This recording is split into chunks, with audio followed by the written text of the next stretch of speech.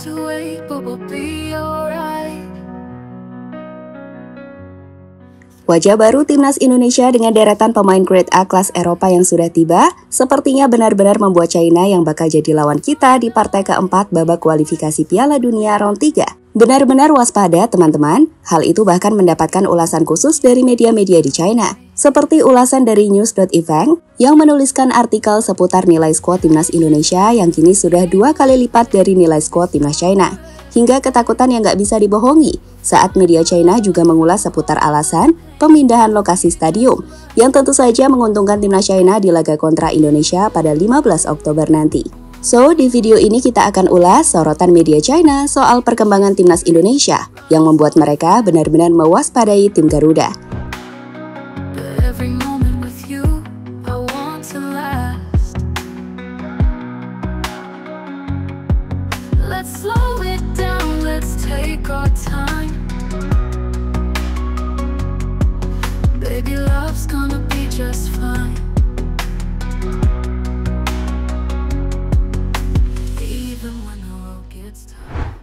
Di antara negara-negara top Asia lainnya, Timnas Indonesia memang benar-benar mencuri perhatian dunia akhir-akhir ini. Terbukti dari berbagai sorotan yang didapatkan sepak bola Indonesia dari media-media besar di dunia, seperti ESPN, The Athletic, media Belanda seperti Football Premier, hingga bahkan media Denmark yang mengulas sosok Kevin Dix yang didekati Timnas Indonesia.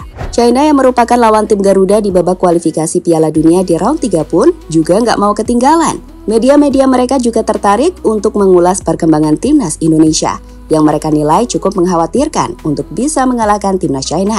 Seperti yang mereka ulas baru-baru ini, ketika tambahan pemain di Timnas Indonesia seperti Messi Girls membuat skuad dari tim Garuda memiliki market value yang 2 kali lipat di atas market value skuad China, di mana ini berarti Indonesia punya kekuatan yang jauh lebih besar.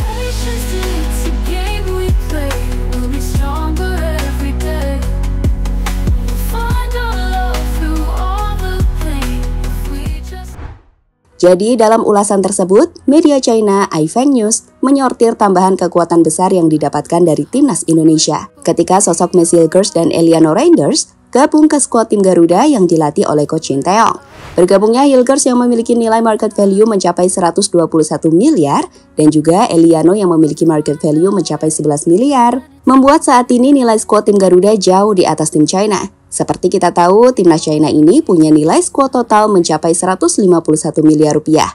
Dan nilai itu jauh di bawah nilai skuad tim Garuda yang kini memiliki nilai skuad mencapai 426 miliar rupiah. Dalam artikel yang ditulis di media iFeng News tersebut, dikatakan bahwa nilai keseluruhan Timnas Indonesia saat ini sebesar 16,73 juta euro.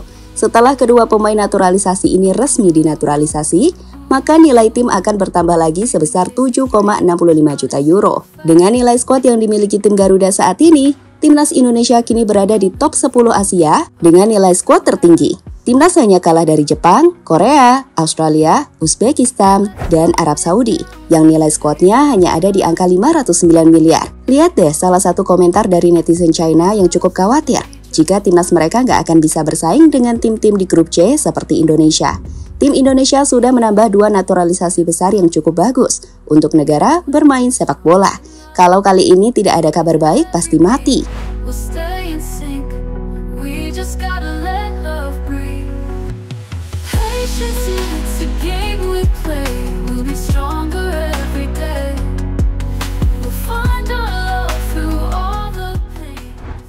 Selain ulasan soal penambahan 2 pemain, Messi dan juga Eliano, sebelumnya media di China juga sempat mengulas soal Timnas Indonesia yang dinilai mirip tim Eropa, dengan deretan pemain keturunan Indonesia yang bermain di Eropa.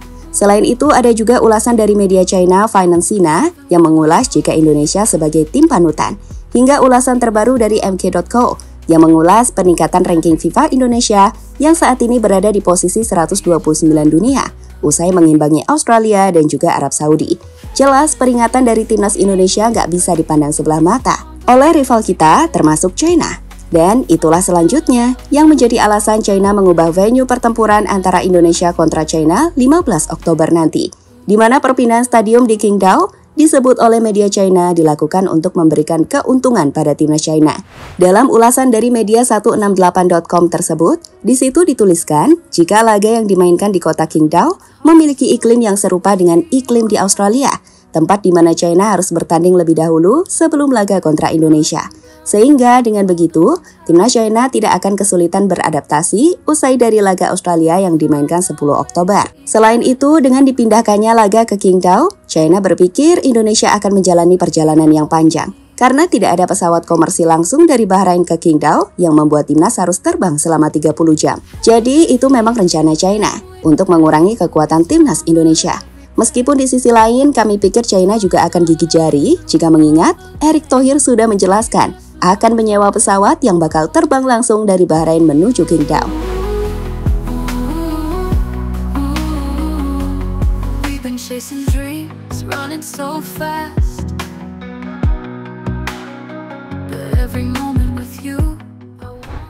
Berbicara soal laga Indonesia kontra China, jelas untuk saat ini meski ranking kita di bawah China, skuad Garuda lebih diunggulkan untuk bisa meraih 3 poin meskipun bermain di kandang lawan. China sendiri tengah berada di tren negatif. Dari 5 laga terakhirnya, mereka hanya bisa meraih 1 kali kemenangan, dengan 1 kali hasil imbang dan 3 kekalahan di 3 laga terakhir. Kontra Korea 1-0, Jepang 7-0, dan kontra Arab Saudi 1-2. Bagaimana dengan Indonesia? Dalam 5 laga terakhir, Indonesia juga hanya punya 1 kali kemenangan, dengan 1 kali kalah dan 3 kali imbang. 3 laga terakhir timnas adalah menang 2-0 atas Filipina, menahan imbang Arab 1-1, dan imbang kontra Australia 0-0.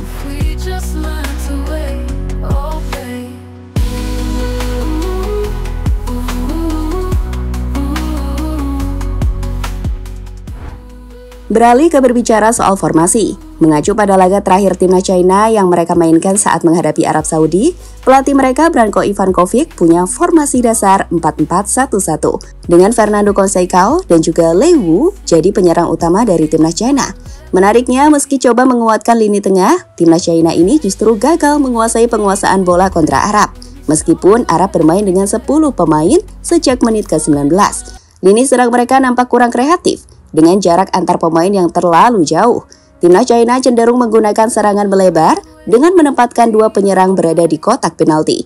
Sedangkan di lini pertahanan, mereka tampak mudah ditembus serangan-serangan cepat Arab.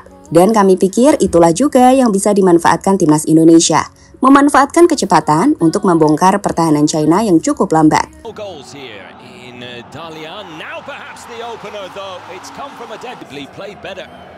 With one less player, and it looks like they're back on level terms.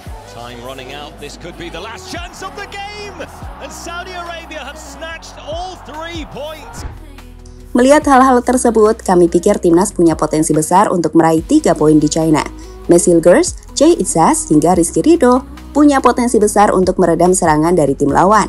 Sedangkan di lini tengah, kreativitas Tom Hai diharapkan bisa memberikan banyak umpan-umpan matang ke Ragnar, Strike, dan juga Eliano untuk bisa membongkar pertahanan China. Jadi apakah kalian yakin Indonesia bisa kalahkan China setelah nonton video ini? Yuk tulis di kolom komentar ya. Tapi terlepas dari apapun hasilnya nanti, kita harus tetap support para pemain dan timnas.